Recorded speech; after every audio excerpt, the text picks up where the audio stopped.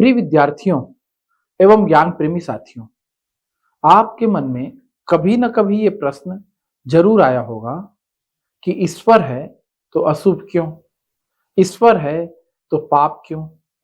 मैंने जीवन में इतना अच्छा अच्छा किया, मेरे साथ बुरा क्यों हो रहा है? भारतीय संदर्भ में कर्म फल की व्याख्या इस तरह के प्रश्नों के उत्तर देने में सार्थक साबित होती है। मैं इस तरह के प्रश्नों के उत्तर आज पाश्चात्य दृष्टिकोण से आपको देने का प्रयास कर रहा हूं। दर्शन की एक बड़ी गंभीर समस्या मानी जाती है, इसे कहा जाता है अशुभ की समस्या। तो अशुभ की समस्या को मैं बड़े ही तार्किक तरीके से आपके सामने रख रहा हूं। और जैसा कि वेस्टर्न फिलॉसफी में या दर्शन शास्त्र में उत्तर लिखने का तरीका ही होता है तार्किक, निष्पक्ष, बौद्धिक और रचनात्मक। जब हम पहले दिन ही पढ़ते हैं कि दर्शन क्या है, तो दर्शन इस जीवन और जगत को समझने का तार्किक, निष्पक्ष, बौद्धिक और रचनात्मक प्रयास है।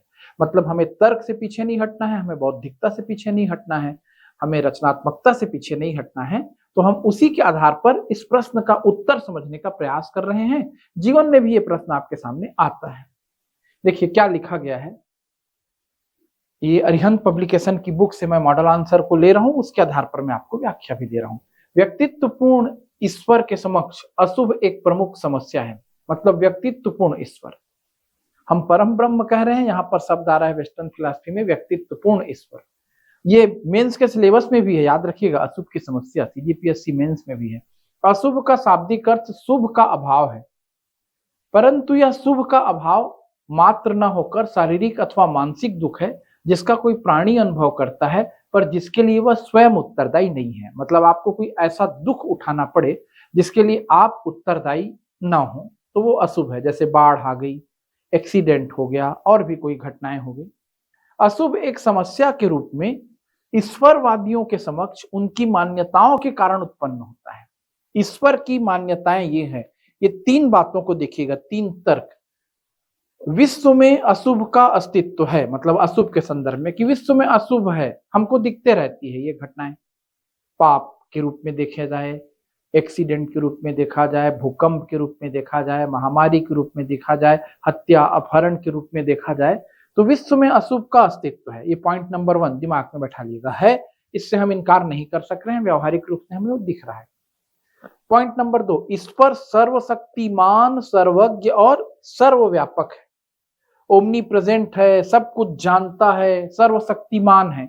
अब ये तीन बड़े पावरफुल शब्द हैं ईश्वर के लिए, और वही तो ईश्वर कहलाएगा ही, जो सर्वशक्तिमान हो, जो सर्वज्ञ हो और जो सर्वव्यापक हो।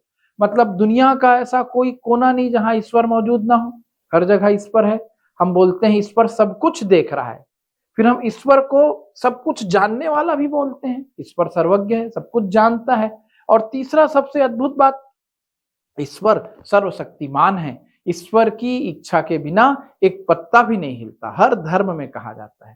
तो जब ईश्वर सर्वशक्तिमान है, सर्वज्ञ है, सर्वव्यापक है, और तीसरा पॉइंट, ईश्वर पूर्ण रूप से शुभ है, ईश्वर इस जगत का कल्याण चाहता है, दयालु है, करुणामय है, ऐसा हम कहते हैं, ईश्वर पूर्ण रूप से शुभ है, तो फिर अशुभ ईश्वर के होते हुए आएगा कैसे? ईश्वर सर्वशक्तिमान है, इसका मतलब वो अशुभ की हर घटना को रोकने में सक्षम है। कोई भी एक्सीडेंट हो रहा है, तो क्या ईश्वर में इतनी ताकत नहीं कि वो उस एक्सीडेंट को ना रोक पाए? क्योंकि वो तो सर्वशक्तिमान है। अच्छा, ईश्वर ही कराना चाहता है बोलेंगे, तो क्या ईश्वर अशुभ कराना चाहता है? तो ईश्वर तो अशुभ चाहेगा ही नहीं, क्योंकि ईश्वर तो जगत का कल्याण करना चाहता है। इन तीनों को तर्क की कसौटी में जब कसा जाता है, तब ये समस्या आती है। आंसर में तीनों बातों का जिक्र होना चाहिए। अब व्याख्या कैसे करेंगे आप, मैंने आपको समझाने के लिए बताया। व्याख्या क्या लिखी गई है, देखिए। उपरोक्त तीनों कथनों पर विचार करने से यह स्पष्ट होता है कि तीनों एक साथ सत्य नहीं हो सकते। इनमें से किसी एक कथन को मिथ्या मानना अनिवार्य है, क्योंकि यदि ईश्वर रचित विश्व में अशुभ है, तब प्रश्न यह उठता है कि यह आया कहां से। यदि यह ईश्वर की इच्छा से आया है, तो वैसी स्थिति में ईश्वर की दयालुता, हितकारिता और पूर्ण शुभ खंडित होता है। और यदि यह ईश्वर की इच्छा के विपरीत आया है, तो फिर वैसी स्थिति में ईश्वर सर्वशक्तिमान नहीं होगा। तो ये है अशुभ की समस्या। इसका सामान्य तौर पर तार्किक आंसर देते अच्छे अच्छे दार्शनिकों को नहीं बनता। तो फिर इस समस्या का हम कैसे हल निकालेंगे? तो इस समस्या का हल निकालने के लिए वेस्टर्न फिलॉसफी में लाइबनिट्ज ने कॉन्सेप्ट दिया।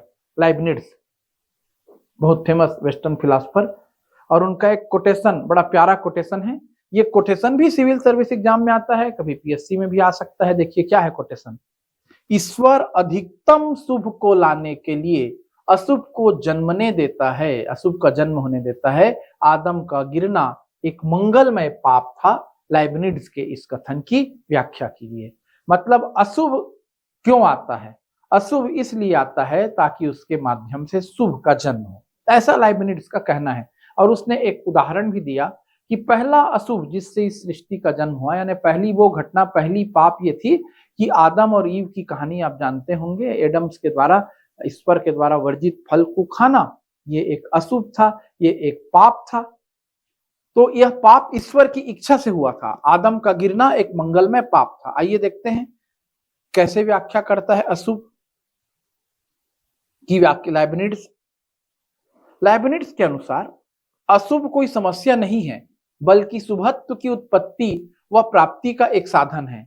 दुख, कष्ट, विपत्ति इत्यादि मनुष्य को धैर्य, गंभीरता प्रदान करते हैं।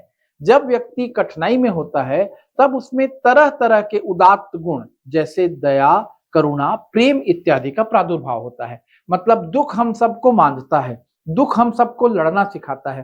भारतीय फिल्मों में एक गीत बड़ा प्रस्तुत है, कमेंट बड़ा प्रसिद्ध है, कमेंट करके बताइएगा कौन सी फिल्म का गीत है वो। राही मनुआ दुख की चिंता क्यों सताती है, दुख तो अपना साथी है।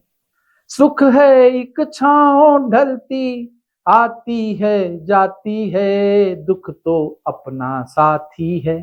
अज्ञे ने अपनी कविता में लिखा दुख हमें मांझता है, एक गीतकार ने लिखा दुख तो अपना साथी है। कौन वो गीतकार है? महान दार्शनिक गीतकार। आप कमेंट करके जरूर बताएं, पिक्चर का नाम बताएं। कुछ ऐसी बात ही यहाँ पर दी गई है। जब मनुष्य के ऊपर दुख आती है, विपत्ति आती है, वो संगठित होता है, उसमें जूझने की क्षमता आती है, वो अपने लक्ष्य के प्राप्ति के प्रति दृढ़ होता है। मनुष्य आपस में एक दूसरे के अस्तित्व को समझता है, एक दूसरे से वो जुड़ता है। व्यक्ति कठिनाइयों से लड़कर ही अपना आत्मनिर्माण और व्यक्तित्व निर्माण करता है। अतः यदि अशुभ का अस्तित्व न रहे तो वैसी स्थिति में व्यक्ति नीरस, उदासीन, निष्क्रिय और आत्मकेंद्रित हो जाएगा। अतः स्पष्ट है कि ईश्वर अधिकतम शुभ को लाने के लिए ही अशुभ को जन्म देता है। उपरोक्त संदर्भ में लाइबनिट्ज कहते हैं कि आदम का गिरना एक मंगलमय पाप था। इसके अनुसार आदम का नैतिक पतन मनुष्य के विकास के लिए अच्छा रहा, क्योंकि मनुष्य को पाप मुक्त करने के लिए ईश्वर को अपने पुत्र ईसा मसीह को धरती पर भेजना पड़ा। ईसा मसीह ने न केवल मनुष्यों को पाप मुक्त किया, बल्कि उन्हें उदात्त गुणों को ग्रहण करने के लिए प्रेरणा व उत्साह भी प्रदान किया। अतः यहाँ अशुभ शुभ के विकास में महत्वपूर्ण साधन है।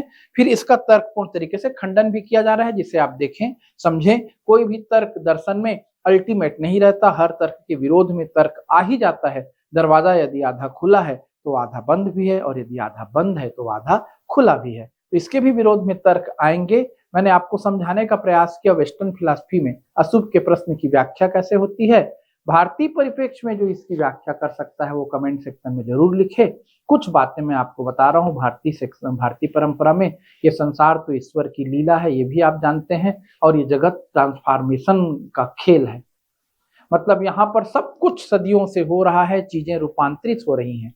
जन्म और मृत्यु एक प्रक्रिया है। हमें अपने सामान्य समझ के आधार पर मृत्यु बड़ी भयावह घटना लगती है, परंतु मृत्यु रूपांतरण है। आत्मा का ना जन्म होता ना मृत्यु होता। हमारा भौतिक शरीर जो कि 5 तत्वों से मिलकर बनता है, जल तत्व, पृथ्वी तत्व, अग्नि तत्व, वायु तत्व और आकाश तत्व, मृत्यु का होना इस भौतिक शरीर का अपने मूल तत्वों में जाकर के मिलना है। हमारे शरीर में 100% पानी है।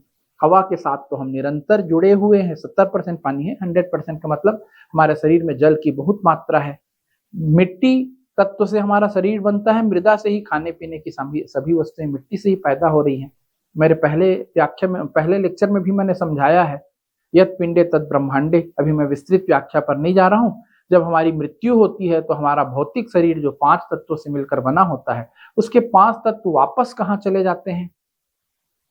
उन्हीं महाभूतों में मिल जाते हैं। जल तत्व जल तत्व में मिल जाता है, पृथ्वी तत्व पृथ्वी तत्व में मिल जाता है, अग्नि तत्व में मिल जाता है, वायु तत्व में मिल जाता है, और आकाश तो खाली जगह होती है, स्पेस होता है जो अन्य तत्वों को आधार प्रदान करता है।